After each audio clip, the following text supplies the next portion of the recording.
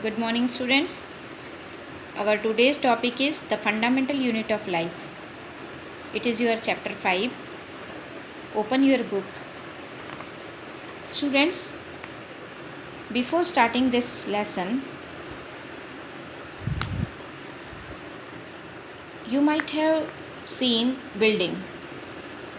जब बिल्डिंग बनती है तब आपने देखा होगा कि जो मैशन है जब वो बिल्डिंग बनाता है तो किस चीज़ से बिल्डिंग बनाता है। छोटी छोटी ईंटों को एक दूसरे के ऊपर सीमेंट से जोड़ते हुए वो दीवार बनाता है, फिर उस दीवार के ऊपर प्लास्टर होता है और फिर उस प्लास्टर के ऊपर कलर होता है और फिर हमें एक सुंदर सी बिल्डिंग दिखाई देती है। इसी तरह से हमारा शरीर भी छोटी छोटी कोशिकाओं से मिलकर बना होता है जिनको हम सेल कहते हैं। उन सेल के ऊपर ब्लड होता है, मसल्स होती हैं और फिर ऊपर से एक स्किन होती है और उसके बाद हमारी सुंदर सी बॉडी तैयार होती है। हमारी ही नहीं, कोई सा भी लिविंग ऑर्गेनिज्म, चाहे वो प्लांट हो, चाहे बैक्टीरिया हो, वायरस हो, सब में सेल होती है। और ये सेल हमारे जीवन की फंडामेंटल यूनिट कहलाती है। इसीलिए हमारे चैप्टर का नाम है the fundamental unit of life, माने हमारे जीवन की fundamental unit. Fundamental unit means क्रियात्मक संरचनात्मक इकाई। सेल जो होती है, सेल जो हमारी फंडामेंटल यूनिट ऑफ लाइफ है, cell, it is a structural and functional unit. Structural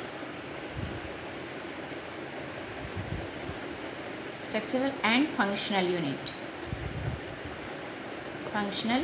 unit of life. सबसे पहले 1665 में रॉबर्ट हुक नाम के वैज्ञानिक ने एक प्लांट की बार्क में इस सेल को देखा था। बार्क ऑफ प्लांट में एक कॉर्क सेल में इस सेल की खोज की थी रॉबर्ट हुक ने। उन्होंने देखा, माइक्रोस्कोपिक स्टडी की और उन्होंने देखा कि मधुमक्खी की छत्ते की तरह बहुत सारे ब्लॉक्स बने हुए हैं। उन्होंने इसकी खोज की। स्टूडेंट्स, सेल बहुत छोटी होती है जो नेकेड आई से नहीं दिखाई देती, और सेल जो होती है वो दो टाइप से होती है। एक दो टाइप के एनिमल्स होते हैं, यूनिसेल्युलर एंड मल्टीसेल्युलर। यूनिसेल्युलर जो एनिमल होते हैं या बैक्टीरिया, ये बैक्टीरिया होते हैं जो यूनिसेल्युलर होते हैं।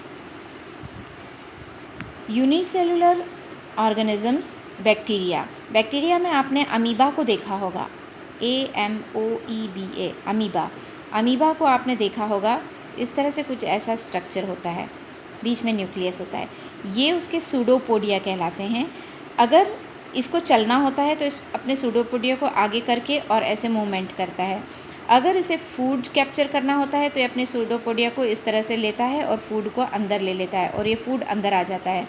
जब फूड का डाइजेशन हो जाता है तो ये एक्सक्रीटरी पार्ट भी इसका यहीं से बाहर आ जाता है। इट मीन्स एक ही सेल से ये सारे काम करता है। रेस्पिरेशन, डाइजेशन, मूवमेंट्स, सारे काम एक ही सेल से करता है, इसलिए इसको यूनिसेल्युलर ऑर्गेनिज्म कहा जाता है।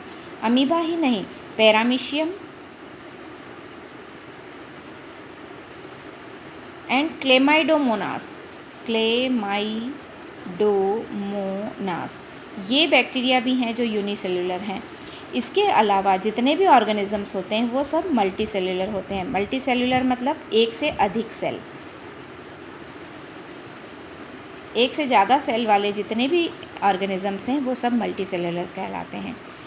स्टूडेंट्स, अगर हम साइज़ की बात करें तो जितनी भी सेल्स होती हैं सबका साइज़ डिफरेंट होता है।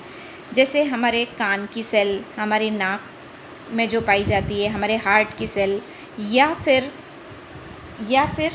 हमारे न्यूरॉन्स आपने देखा होगा, इस तरह न्यूरॉन्स होते हैं जो हम आगे पढ़ेंगे, है ना। उनका स्ट्रक्चर ऐसा होता है। अगर हम मसल सेल्स देखें तो इस तरह से मसल सेल्स होती हैं। अगर हम दूसरी कोई भी सेल देखें